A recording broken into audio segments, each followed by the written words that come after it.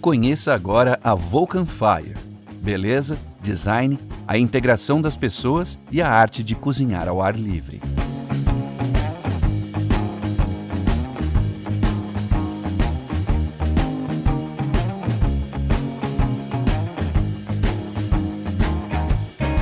A Vulcan Fire une a integração das pessoas e a arte de cozinhar ao ar livre.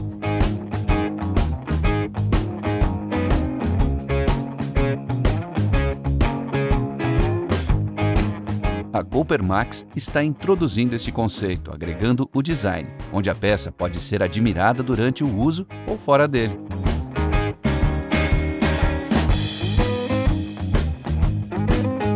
Parte dos elementos é composta em aço Cortem Natura Cor 2 mm e a grelha da chapa para cozinhar os alimentos é feita em aço específico, com espessura de meia polegada, o que confere ao conjunto enorme durabilidade, podendo ficar exposto ao tempo, por exemplo.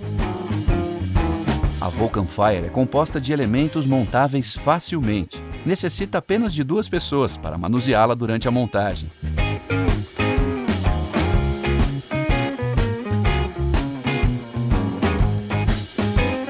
O resultado desses elementos, que são facilmente montados por encaixe, é uma peça com design exuberante, que além de ser utilizada como lareira, com ela você pode elaborar pratos simples ou complexos da mais alta gastronomia, utilizando pescados, carnes brancas e vermelhas, legumes, queijo coalho ou sanduíches. Uma infinidade de possibilidades que a sua criatividade permitir. A Vulcan Fire pode ser utilizada pelos mais renomados chefs e também por amantes da culinária de finais de semana.